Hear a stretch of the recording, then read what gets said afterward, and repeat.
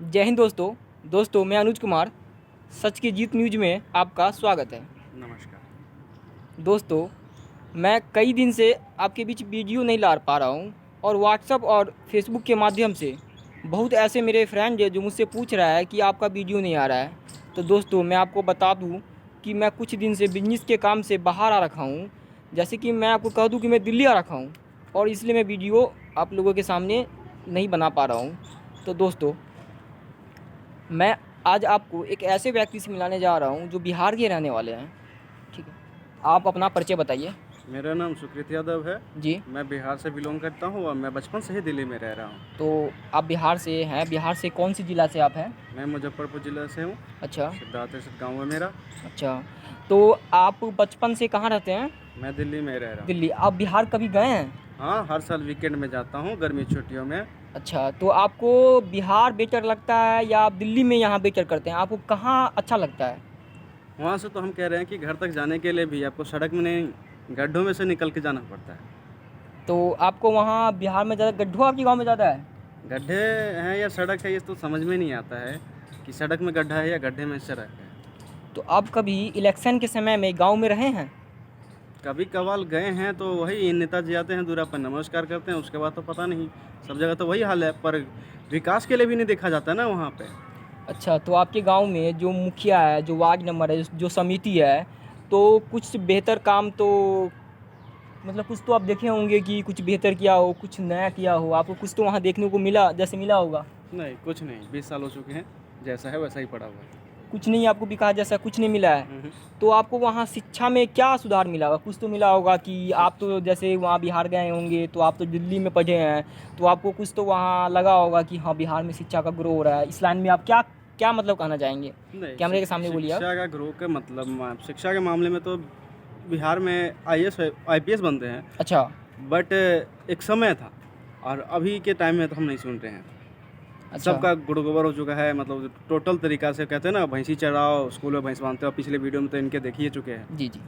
वैसा ही हाल है, कुछ अभी भी वही चल रहा है।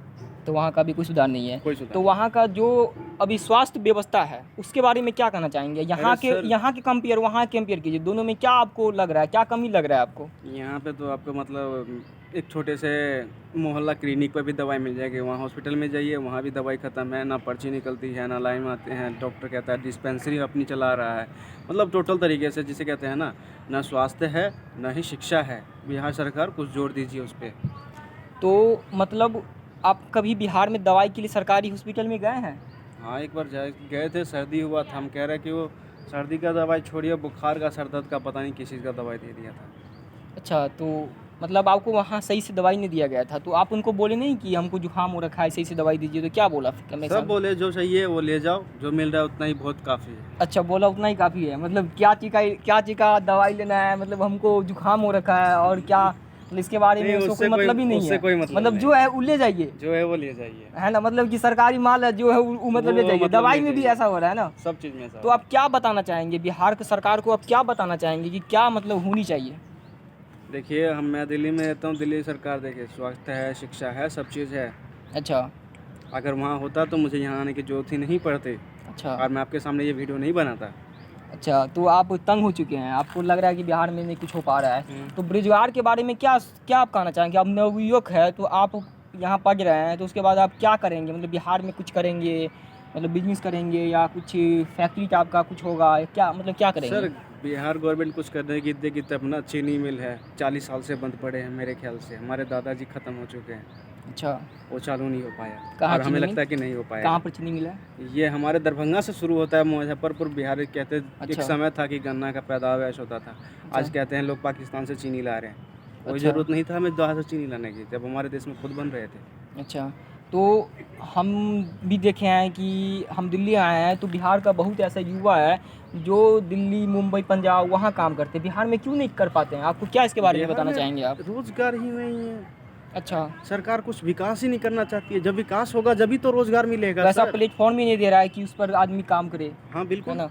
अगर कोई आदमी बिजनेस भी करना चाहे तो उसका सपोर्ट नहीं किया जा रहा है। बताया जा रहा है कि अगर आप बिजनेस कर रहे हैं तो मैं आपके लिए सहयोग करूँगा, कोई सा लोन दूंगा। लोन तो बस अमीरों के लिए दिया जा रहा है, गरीबों के लिए कहाँ दिया जा रहा सर, है? नीरव मोदी जैसे लोगों को दिया जाएगा और दिया जाता था। और जो भी जो भी बिहार में योजना है, सरकारी योजना है जो आपके गांव में है, उसके बारे में आप क्या क्या कहना चाहेंगे?